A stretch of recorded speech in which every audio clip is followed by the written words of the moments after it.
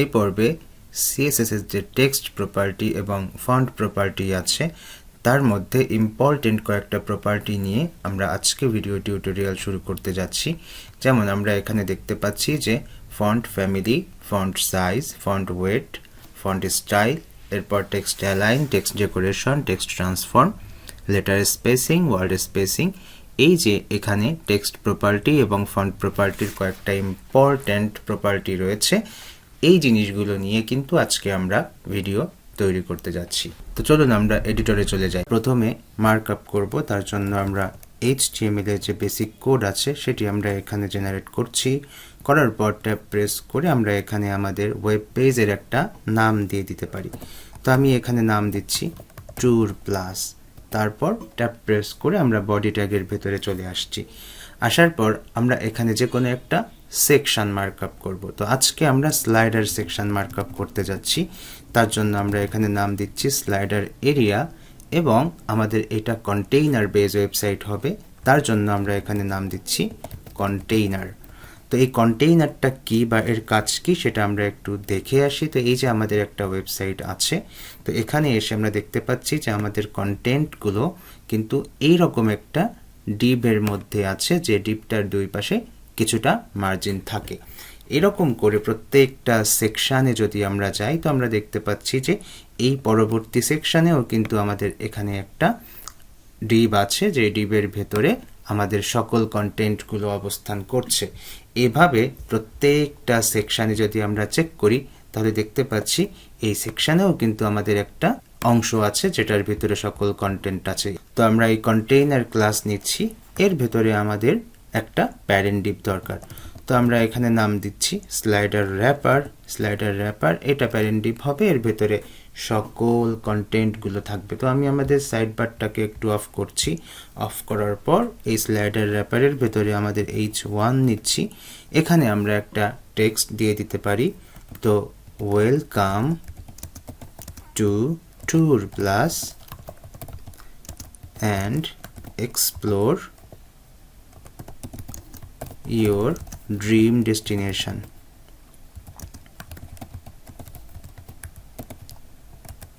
ওকে, তো dream destination full stop. এরপর আমরা একটা প্যারাগ্রাফ নিব, P tag, lorem text generate করছি, 25টা ওয়ার্ড নিচ্ছি। এরপর আমরা একটা বাটন নিচ্ছি, বাটনের ভিতরে একটা টেক্সট দিয়ে দিব, টেক ইয়োর টিকেট। ওকে, তো এই হচ্ছে আমাদের মার্কআপ। আমরা আমাদের এই ফাইলটাকে যে কোনো একটা ব্রাউজারে ওপেন করব। তো আমরা এখান থেকে গুগল ক্রোম ব্রাউজারে ওপেন করছি। তো আমরা দেখতে পাচ্ছি যে এই হচ্ছে আমাদের আউটপুট। তো এখন আমরা এটাকে স্টাইল দিতে যাচ্ছি। তো তার জন্য আমরা রাইট বাটন ক্লিক করে ইন্সপেক্ট এলিমেন্ট ওপেন করছি। করার পর আমরা এখানে স্টাইল দিব। তো প্রথমেই আমরা কন্টেইনারকে একটু ফিক্স করি। তো এখানে ক্লিক করছি, ক্লিক করার পর এই যে আমাদের কন্টেইনার ডিপ, ট্যাব প্রেস করছি। তো আমাদের এই কন্টেইনারের কাজ কি? কন্টেইনারের কাজ হচ্ছে একটা নির্দিষ্ট উইথ ফিক্স করা।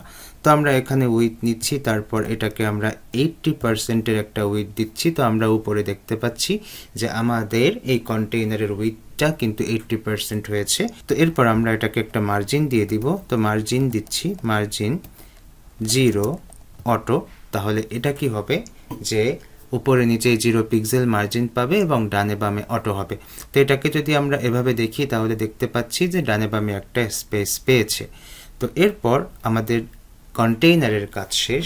তো এরপরে আমরা আমাদের যে স্লাইডার র্যাপার আছে, স্লাইডার র্যাপারকে সিলেক্ট করছি। সিলেক্ট করার পর স্লাইডার র্যাপারকে আমরা কয়েকটা স্টাইল দিব। যেমন আমরা দেখতে পাচ্ছি যে এখানে আমাদের এটাকে টেক্সটগুলোকে সেন্টার করতে হবে, তাই আমরা টেক্সট অ্যালাইন সেন্টার করে দিচ্ছি। তো এটা আমাদের কিন্তু এখানে সুন্দর লাগবে। তবে টেক্সট অ্যালাইন প্রপার্টির আরও কিছু ভ্যালু আছে, যেমন টেক্সট অ্যালাইন লেফট, যেটা কিনা ডিফল্টভাবে থাকে। টেক্সট অ্যালাইন রাইট, আমাদের কখনো রাইট অ্যালাইন করার প্রয়োজন হলে এভাবে দিয়ে দিব। আবার একটা ভ্যালু আছে যেটাকে আমরা বলি জাস্টিফাই। জাস্টিফাই হলে উভয় পাশ থেকে অ্যালাইন পায়। তো আমাদের এখানে যদি টেক্সট বেশি থাকতো তাহলে কিন্তু আমরা জাস্টিফাইটাকে সুন্দর করে বুঝতে পারতাম। তো পরবর্তী কোনো একটা সেকশানে আমরা টেক্সট অ্যালাইন জাস্টিফাইয়ের ব্যবহারটা দেখে নিব। তো এই জায়গাটায় আমাদের টেক্সট অ্যালাইন সেন্টারের প্রয়োজন, তাই আমরা এখানে সেন্টার করে দিচ্ছি। এরপর এখানে আমাদের আরও একটা প্রপার্টি ইউজ করতে পারি, যেমন ফন্ট প্রপার্টি। তো ফন্ট ফ্যামিলি আমরা এখানে একটা ফন্ট ফ্যামিলি দিয়ে দিতে পারি। তো আমি এখানে কার্সিভ নামে একটা ফন্ট ফ্যামিলি আছে, সেটা আমি এখানে ফিক্স করে দিচ্ছি। তো ফন্ট ফ্যামিলি দিলাম। তো এখানে আরও অনেক ফন্ট ফ্যামিলি আপনি ইউজ করতে পারবেন, যেমন মনো স্পেস আছে, এরিয়াল আছে, তারপর হচ্ছে কিছু বাংলা ফন্ট আছে যেমন হিন্দ শিলিগুড়ি, তারপর হচ্ছে বালুদা 2, এরকম আপনার যে স্টাইলের ফন্ট দরকার আপনারা ফন্ট ফ্যামিলিতে সেই ধরনের একটা ফন্ট ফিক্স করে দিতে পারেন। তো আমি এখান থেকে কার্সিভ রাখছি। এরপর আমাদের স্পেসিফিকলি কিছু দরকার, যেমন আমাদের এই যে স্লাইডার র্যাপারের ভেতরে যে H1 আছে, এই H1কে আমাদের কিছু স্টাইল দেওয়া দরকার। তো স্লাইডার র্যাপার H1, তো এখানে এসে আমরা আবার স্লাইডার র্যাপার নিচ্ছি, এখানে একটা স্পেস দিয়ে H1 লিখে দিলে H1 সিলেক্ট হয়ে যাবে। তো এখান থেকে আমরা বলতে পারি যে ফন্ট সাইজ, তো আমরা এখানে 50 পিক্সেলের একটা ফন্ট সাইজ দিচ্ছি। আরও একটু বৃদ্ধি করা যায়, তো আমরা এখানে 60 পিক্সেলের একটা ফন্ট সাইজ দিয়ে দিচ্ছি। এরপর ফন্টটা আমাদের অনেক বেশি মোটা মনে হচ্ছে, তো এইটাকে বলা হয় হচ্ছে ফন্ট ওয়েট। তো আমরা এই ফন্ট ওয়েটটা এখান থেকে একটু কমাই দিতে পারি। তো আমরা দেখতে পাচ্ছি ফন্ট ওয়েটের অনেক ভ্যালু আছে, যেমন ফন্ট ওয়েট 100, 200, 300, 400, 500, এভাবে আস্তে আস্তে কিন্তু ফন্টের ওয়েটগুলো বৃদ্ধি পায়। তো সকল ফন্ট ফ্যামিলিতে কিন্তু সকল ফন্ট ওয়েট থাকে না, নির্দিষ্ট কিছু ফন্ট ওয়েট থাকে। তো এই যে পপিন্স নামে একটা ফন্ট আছে যেটার সকল ধরনের ফন্ট ওয়েট আছে, ওকে। তো এই যে কোন কোন ফন্টের সকল ফন্ট ওয়েট আছে এটাও কিন্তু আমাদের আসলে জানা দরকার। তো এরপর আমরা এখানে দেখতে পাচ্ছি যে আরও ডিফল্ট কিছু আছে, যেমন বোল্ড, বোল্ডার, লাইটার, এরকম করে আরও কিছু ভ্যালু আছে। তো এখান থেকে আমরা একটা ভ্যালু নিয়ে নিতে পারি, যেমন আমি এখান থেকে 600 নিয়ে নিতে পারি অথবা 500 নিয়ে নিতে পারি। তো এই দুইটার মধ্যে দেখতে পাচ্ছি যে যথেষ্ট একটা পার্থক্য আছে, তাই আমি এখান থেকে 500-এর যে উইথটা আছে সেটি নিয়ে নিচ্ছি। আচ্ছা না, আমরা 600-টা নেই, এটা আরও দেখতে বেশি ভালো লাগছে। তো এরপর আমাদের যে পরবর্তী যে কন্টেন্ট আছে যেমন পি, তো সেটাকে আমরা এখন সিলেক্ট করতে চাই, তাই আমরা এখান থেকে স্লাইডার র্যাপারকে নিয়ে পি অ্যাড করে দিব। তো স্লাইডার র্যাপার পি, এটাকে আমরা এখন স্টাইল দিব, তাই ফন্ট সাইজ আমরা এখান থেকে 18 পিক্সেল করে দিচ্ছি। আর একটু বৃদ্ধি করা যায়, তো আমরা এখান থেকে 20 পিক্সেল করে দিচ্ছি। তারপর এটাকে আমরা আরও কিছু ফিক্স করতে পারি, যেমন ফন্টের ওয়েট আমরা একটু বৃদ্ধি করে দিতে পারি। তো ফন্ট ওয়েট আমরা এখান থেকে 400 করে দিচ্ছি। তো এই ফন্টের যেহেতু 400 নাই, তাই আমরা এখানে 500 দিয়ে দেখি, হ্যাঁ এবার ঠিক আছে। এরপর আমরা এখানে লেটার স্পেসিং দিয়ে দিতে পারি। তো লেটার স্পেসিং অন পিক্সেল দিলাম, যাতে করে এইখানে লেটারের মাঝখানে একটু স্পেস পায়।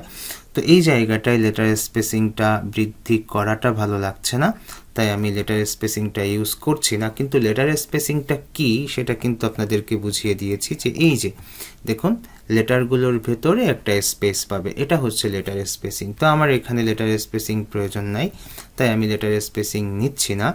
তো এরপর আমাদের হচ্ছে ওয়ার্ড স্পেসিং আছে, যদি কখনো আপনাদের ওয়ার্ডের মাঝখানে একটু স্পেসের প্রয়োজন হয় সেটি কিন্তু আপনারা এখান থেকে ফিক্স করতে পারেন। এখানে আমরা দেখতে পাচ্ছি যে 20 পিক্সেলের একটা ওয়ার্ড স্পেসিং যদি দিয়ে দিই, আমরা দেখতে পাচ্ছি যে প্রত্যেকটা ওয়ার্ডের মাঝে 20 পিক্সেলের একটা স্পেস পাচ্ছে।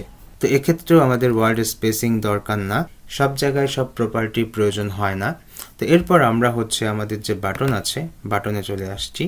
বাটনে এসে তারপর আমরা এখান থেকে আমাদের বাটনগুলো নিয়ে নিব। তো স্লাইডার র্যাপার বাটন, স্লাইডার র্যাপারকে আমরা আবারও সিলেক্ট করছি, করার পর এখানে এসে আমরা নাম দিচ্ছি স্লাইডার র্যাপার বাটন। এখানে এসে আমরা একটা ফন্ট সাইজ বৃদ্ধি করে দিচ্ছি, তো এটাকে আমরা 17 পিক্সেল করে দিতে পারি।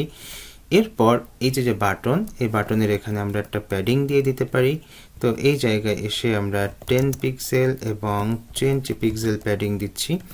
তারপর এটাকে আমরা বর্ডার দিয়ে দিতে পারি, বর্ডার 1 পিক্সেল সলিড। এখানে আমরা একটা কালার দিয়ে দিব, যেমন 333। এবার বর্ডার রেডিয়াস 5 পিক্সেল। তো আমরা এখানে একটা বর্ডার রেডিয়াস দিয়ে দিচ্ছি। বর্ডার রেডিয়াস হচ্ছে এই কর্নারগুলোকে একটা কার্ভ করে। এইবার এখানে আমাদের কোনো ব্যাকগ্রাউন্ড কালার থাকবে না, তাই আমরা এটাকে বলে দিতে পারি ব্যাকগ্রাউন্ড নান। করে দিলে এই জায়গায় কোনো ব্যাকগ্রাউন্ড থাকবে না। এইবার এখানে যে একটা টেক্সট আছে, এই টেক্সটটাকে আমরা হচ্ছে একটু আরেকটু স্টাইল দিতে পারি। যেমন এই টেক্সটটার আমাদের এখানে যে স্লাইডার র্যাপারের ভেতরে যে বাটন আছে, বাটনের ভেতরে যে টেক্সট আছে, সেই টেক্সটটাকে আমরা হচ্ছে টেক্সট ট্রান্সফর্ম করে দিতে পারি। যেমন টেক্সট ট্রান্সফর্ম, এখানে থাকে হচ্ছে আপার কেস। আপার কেস অর্থ হচ্ছে সবগুলো ক্যাপিটাল লেটারে হবে। তারপর আমরা এখান থেকে লোয়ার কেস করে দিতে পারি, এর অর্থ হচ্ছে সবগুলো ছোট হাতের হবে।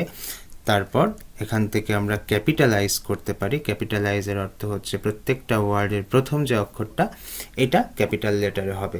তো এখানে আমরা ক্যাপিটালাইজটা দেখতে ভালো লাগছে আমাদের কাছে, তাই আমরা ক্যাপিটালাইজটা সিলেক্ট করে দিচ্ছি। তারপর ফন্টের যে ওয়েট আছে সেটা আমরা এখান থেকে 500 অথবা 600 করে দিতে পারি।